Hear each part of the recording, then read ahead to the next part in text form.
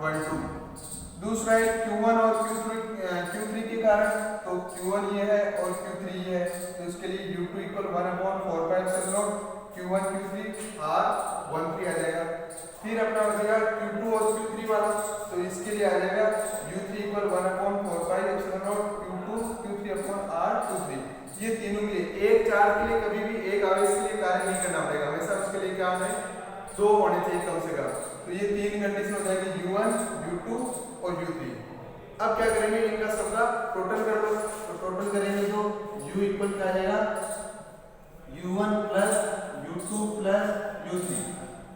अब क्या करेंगे, तीनों की वैल्यू रख दो और जो कॉमन है वो बाहर, तो कॉमन इनमें कौन सा है, ये कॉमन 1/4πε0 1/4πε0 1/4πε0, इसकी जगह के भी अपने लिख सकते हैं।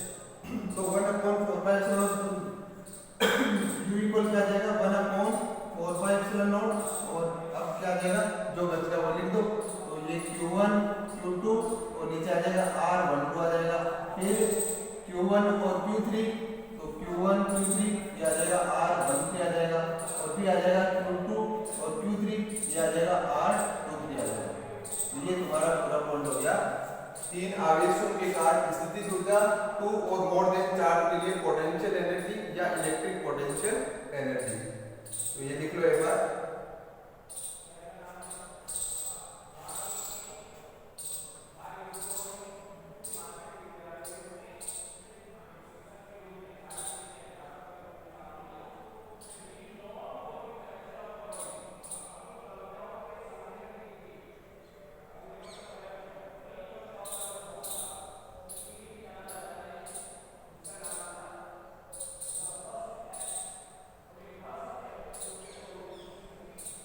ये हो गया तो बता देना, फिर नेक्स्ट पॉइंट करें।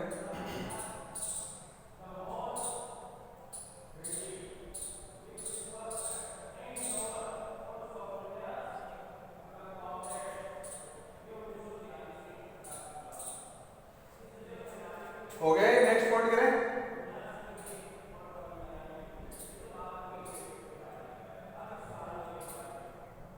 हाँ कर लो।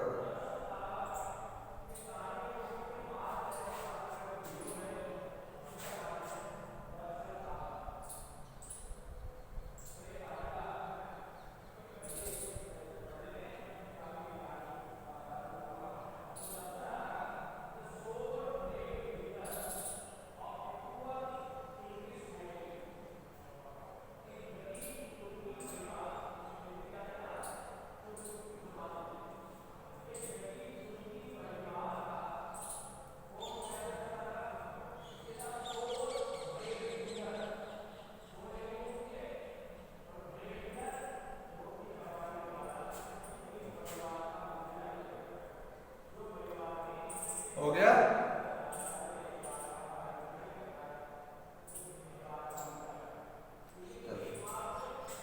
अब नेक्स्ट पॉइंट देखो। हाँ क्या हुआ, फर्स्ट और सेकंड एक बार ये हो गया, उसके बाद फर्स्ट पॉइंट कौन सा था, फर्स्ट पॉइंट पता मेरे को, तब ऐसे पता थोड़ी कौन सा कराया था, फर्स्ट पॉइंट बता दे एक बार बोल दे, फर्स्ट और सेकंड पॉइंट पहले ये करा देता हूँ, उसके बाद मैं करा दूंगा। अभी तो नेक्स्ट पॉइंट कर ले, फिर बाद में चैप्टर खत्म हो गया ना, उससे पहले करवा दूंगा एक बार वापस।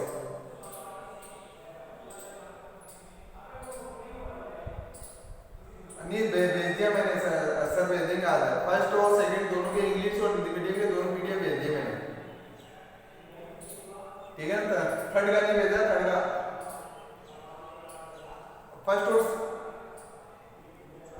कौन सा पॉइंट है एक बार बोलते, मेरे को पता नहीं कौन सा फर्स्ट पॉइंट कौन सा है, थर्ड चैप्टर का बोल रही है ना तू। हाँ हाँ बता कौन सा है।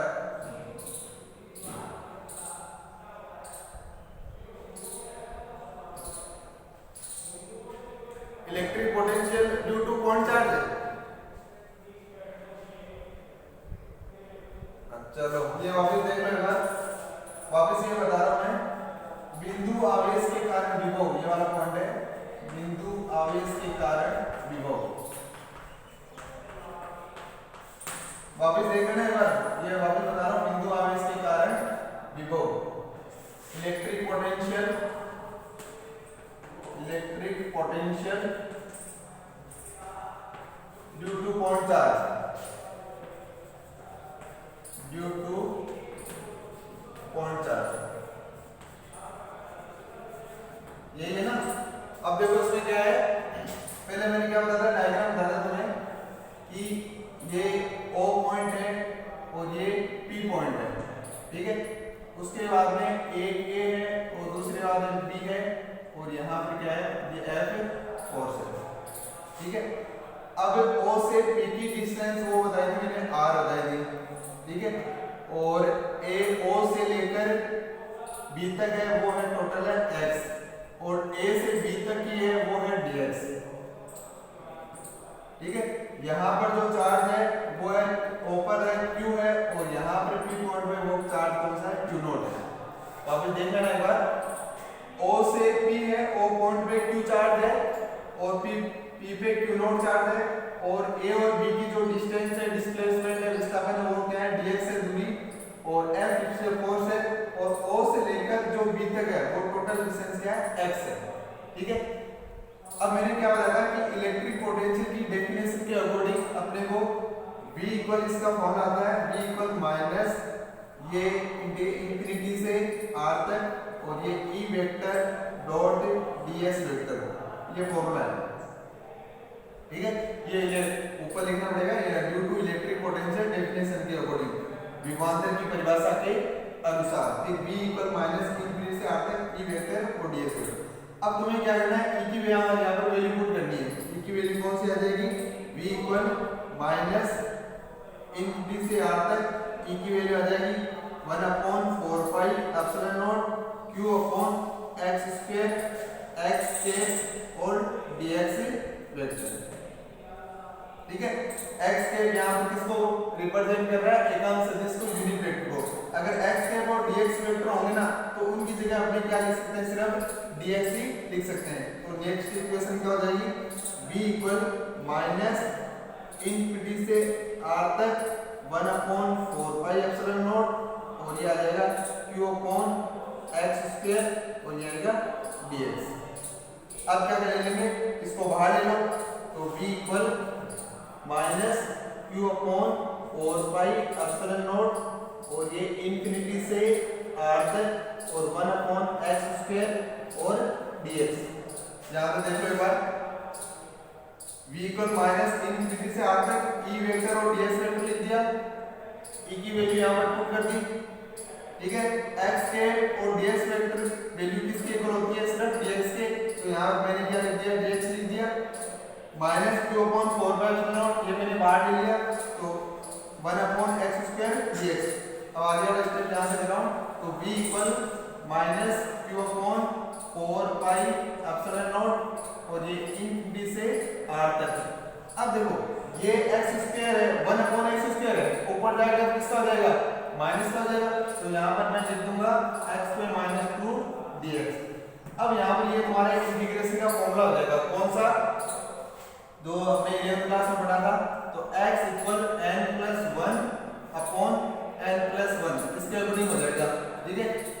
अब इसमें x का x है और n की पावर क्या है, -2 है, तो यहाँ पे क्या आएगा -2 + 1, और यहाँ पर -2 + 1, तो इसको सोल्व करोगे तो क्या आ जाएगा, x पे -1 अपॉन -1, पूरा बता रहा हूँ, देखो एक बार, x पे n dx के अकॉर्डिंग में कर रहा हूँ, x पे -2 + 1 हो गया और नीचे -2 + 1 हो गया, तो -2 में से एक माइनस का गया तो x का -1 बचेगा और नीचे क्या हो जाएगा, माइनस का 1।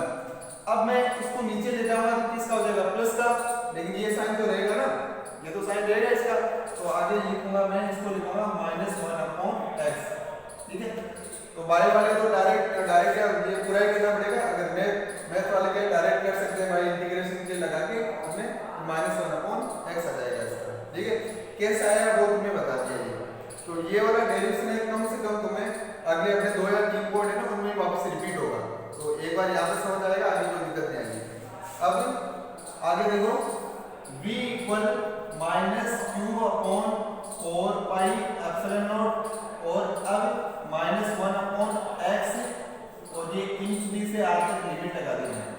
ठीक है, अब तुम्हें पता ही है कि इंटीग्रेशन में पहले क्या अपर लिमिट लेते हैं और अपर लिमिट यहाँ पे कौन सी है, आर है, स्मॉल आर है, और लोअर लिमिट कौन सी है, इंफिनिटी है। तो अब क्या करेंगे, v equal minus q upon 4 pi epsilon nought और ये आएगा minus 1 upon R plus 1 upon infinity. अब इंफिनिटी में अनंत का किसी में भाग देंगे तो डिवाइड करेंगे तो 0 आ जाएगा और ये आएगा फॉर्मूला तुम्हारा v equal 1 upon 4 pi epsilon not q upon r। ये तुम्हारा फाइनल फॉर्मूला हो गया। ठीक है, अगर न्यूमेरिकल के जो यूज करना है तो उसकी जगह क्या लिखना पड़ेगा, k। तो आगे फॉर्मूला देगा kq अपॉन r। ये तुम्हारा फॉर्मूला हो गया। अब इसमें कुछ डाउट हो तो पूछ बोल दो, नहीं तो लिख लो। अगर नहीं लिखा हो तो लिख लो, नहीं तो समझ लो।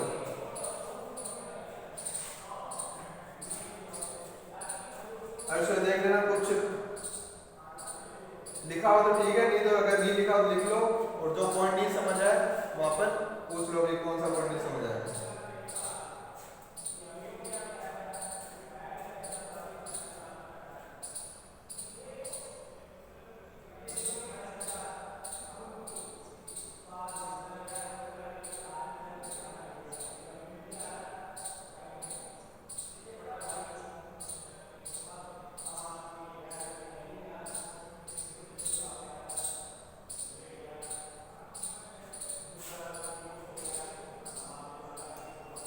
कर रहे हो या कर लिया?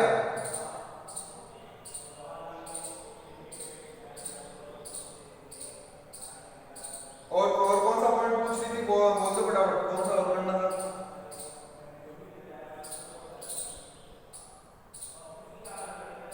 अरे और कौन सा potential energy due to 2 point है। अरे हाँ समझ गया। अगला पॉइंट देख लो।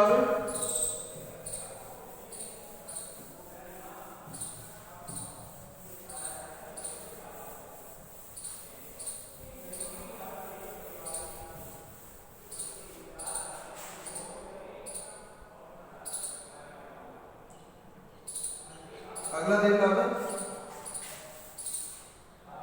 दो बिंदु आवेश के कारण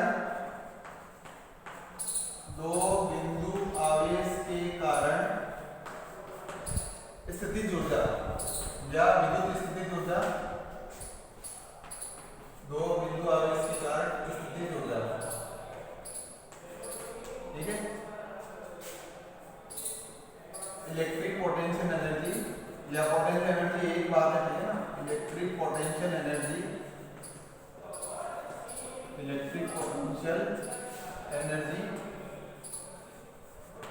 ड्यू टू 2 पॉइंट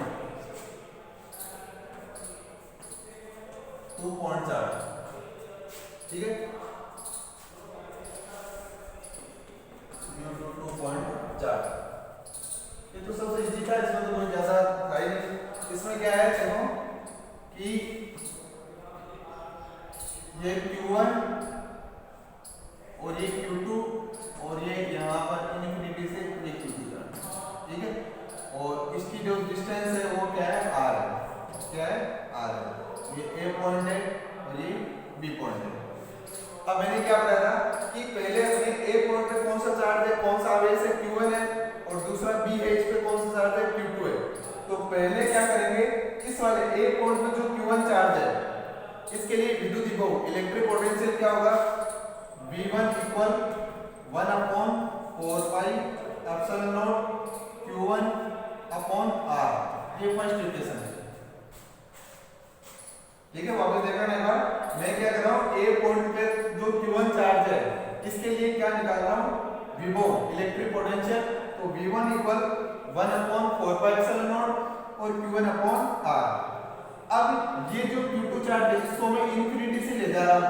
अब ले जाने के बाद में इसके पास ले जाने के लिए मुझे क्या कार्य करना पड़ेगा, वर्क करना पड़ेगा। क्यों? क्योंकि दोनों में क्या होगा, प्रतिकर्षण होगा, रिपल्शन होगा। तो उसके लिए क्या होगा, W2 इक्वल V1 और ये आ जाएगा Q1 और Q2, V1 इंटू Q2, तो W2 अब वैल्यू आएगी तो W2 इक्वल V1 की वैल्यू कौन सी ऊपर वाली है 1/4 तो ये आ जाएगा 1/4 ठीक है। और Q1 इसका ये Q2 अपॉन क्या आ जाएगा R, तो ये अपना आ जाएगा W2 आ जाएगा। अब W1 सिंगल चार्ज ये वर्क हमेशा क्या होता है 0, तो इसका टोटल वर्क आ जाएगा W equal W1 plus W2, तो W इक्वल फर्स्ट वाले के 0 और उसके बाद W2 का वैल्यू अपने पास आई हुई है कौन सी है 1/4 Q1 Q2 अपॉन R। अब ये जो वर्क होगा ये किसके इक्वल होगा पोटेंशियल एनर्जी के, विद्युत स्थितिज ऊर्जा के, तो W की जगह आप क्या लिखेंगे U लिखेंगे, तो U इक्वल आ जाएगा ये इसकी जगह K लिख रहा हूं तो K Q1 Q2 upon R, ये हो गया तुम्हारा ड्यू टू 2 पॉइंट के अकॉर्डिंग इलेक्ट्रिक पोटेंशियल एनर्जी। अब देख लो और कोई पूछना हो तो बोलो।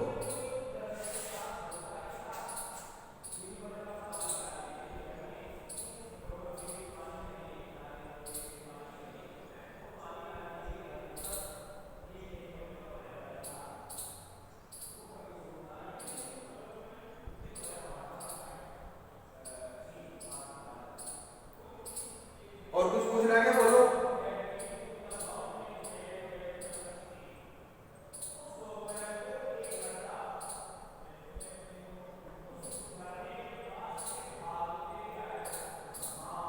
तो दोबारा बोल दे, आवाज कट के आ रही है, कौन सा पॉइंट पूछ रही है।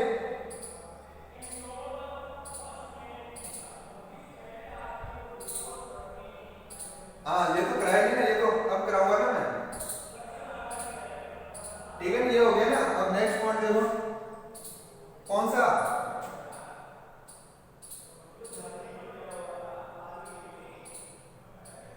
From electric field.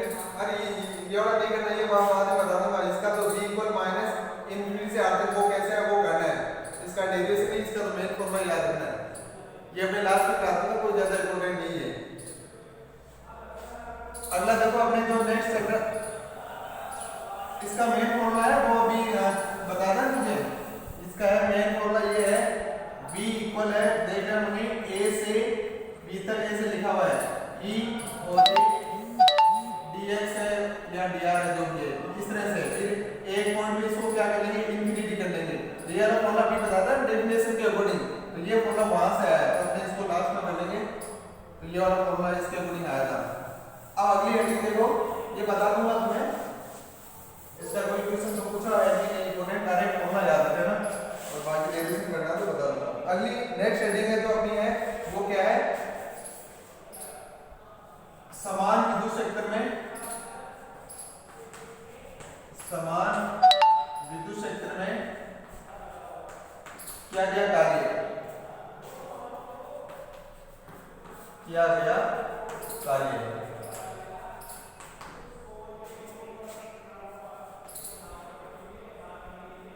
Work in uniform electric field,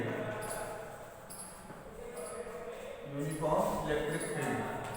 आगे पीछे पॉइंट हो जाएंगे, कोई दिक्कत नहीं है, कोई मैं पॉइंट पीछे करा दूंगा, कोई आगे ऐसे ही है तो पूरा करा दूंगा।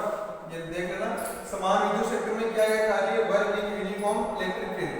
तो उसमें क्या है, पहले ये इसमें से एक पैरेलल लाइन है विद्युत क्षेत्र की, इलेक्ट्रिक फील्ड की,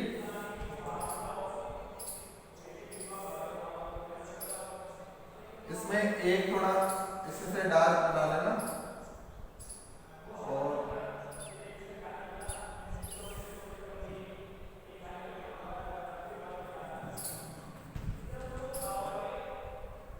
ये है A B है और ये डायरेक्शन जो है इलेक्ट्रिक फील्ड की है, ठीक है।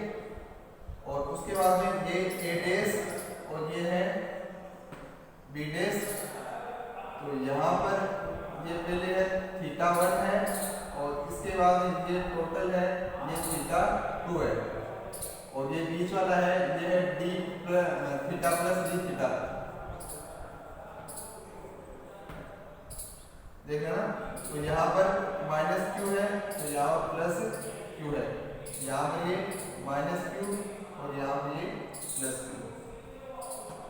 एक बार देख लो, डायग्राम देख लो, इसमें क्या बता रखा है, इस तरह से पहली वाली जो कंडीशन है उसमें एक इलेक्ट्रिक डाइपोल है, विद्युत द्विध्रुव है, वो कौन सा है, ए बी है। तो ए पर है माइनस क्यू चार्ज और बी पर है प्लस क्यू चार्ज। अब पहले तो ये ऐसे है, बिल्कुल पैरेलल है। अब मैं इसको रोटेट करके घुमा करके इसको कहाँ लाया, यहाँ पर ले आया।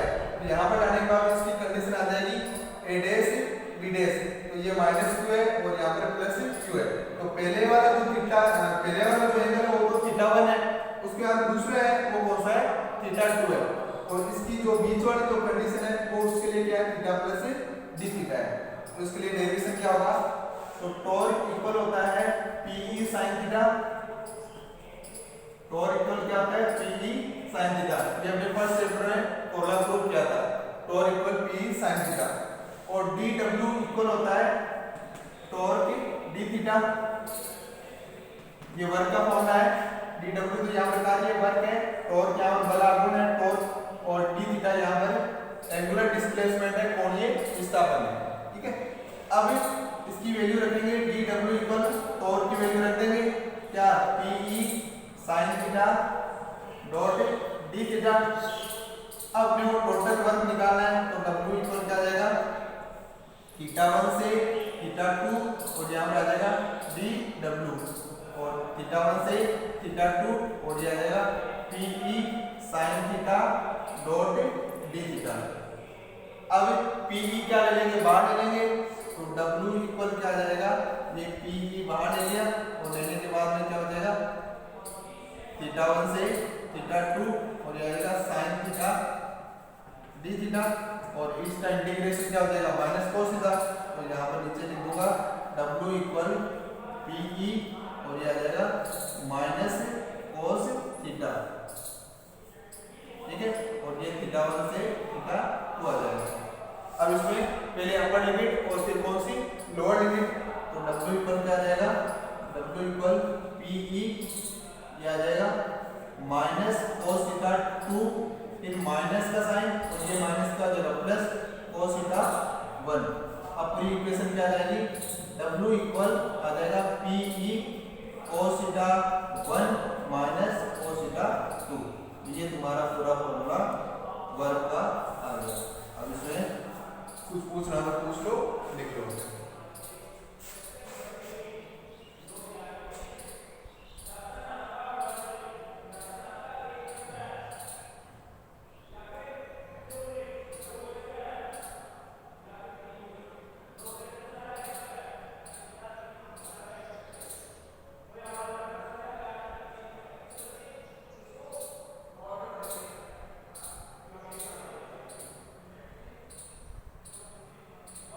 हाँ, थर्ड चैप्टर है, थर्ड के दो पॉइंट और है, 2 पॉइंट के बाद थर्ड चैप्टर अपना पूरा हो जाएगा।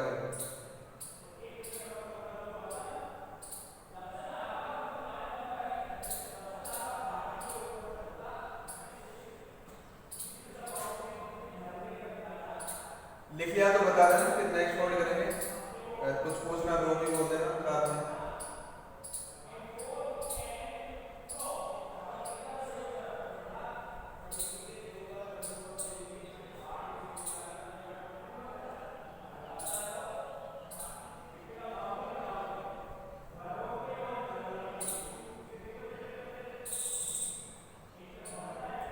हो गया, नेक्स्ट पॉइंट करें।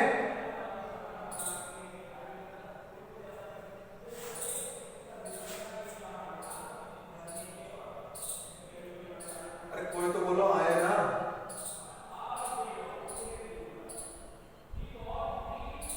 हो गया क्या, चलो नेक्स्ट हेडिंग लिखोगे।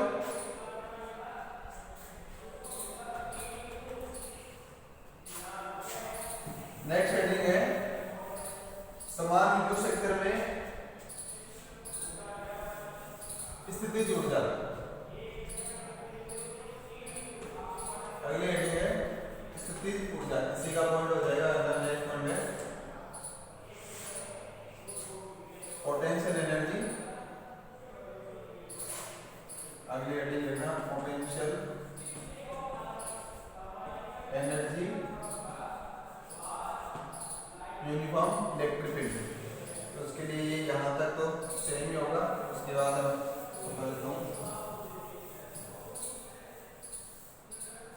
अब इसके बाद में ये यहाँ पर W इक्वल 90 से थीटा dw, मतलब 90 से थीटा की कंडीशन में होगा ना, तभी इसको क्या बोलेंगे, इलेक्ट्रिक पोटेंशियल एनर्जी या विद्युत स्थितिज ऊर्जा। तो उसके बाद में वही 90 से थीटा और लिया जाएगा Pe sin theta d theta. तो P बाहर ले लेंगे तो W इक्वल Pe और ये आ जाएगा 90 से थीटा, ये sin थीटा और d थीटा। तो W इक्वल Pe और ये क्या आ जाएगा इसका माइनस cos थीटा और ये 90 से थीटा। बस तुम्हें वहां पर तो अपने क्या किया था, थीटा 1 से थीटा 2 किया था, और यहाँ पर अपने क्या कर रहे हैं 90 से थीटा कर रहे हैं, और कोई डिफरेंस नहीं है। ठीक है, अब वही अपर लिमिट और लोअर लिमिट। तो W इक्वल दिया जाएगा Pe, उसके बाद है minus cos theta plus cos 90। ठीक है, तो cos 90 की वैल्यू क्या हो जाएगी, 0 हो जाएगी। तो W इक्वल क्या हो जाएगा, तो ये आ जाएगा W है जो वर्ग है वो पोटेंशियल, तो U इक्वल आ जाएगा फॉर्मूला इसका माइनस Pe cos थीटा। ये तुम्हारा फाइनल फॉर्मूला होगा, लिख लो। वही है सेम जो पहले वाला था ना, वो का वही है, बस यहाँ पर अपने लिमिट लगा देंगे 90 से थीटा।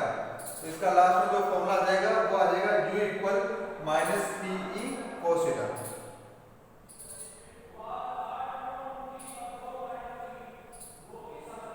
10 मिनट का 9 मिनट और है, तो एक पॉइंट और हो जाएगा। फिर बाद नेक्स्ट क्लास में अपना पूरा चैप्टर 4th भी स्टार्ट कर लेंगे नेक्स्ट क्लास में, ये आ जाएगा, इसमें ज़्यादा टाइम नहीं लगेगा।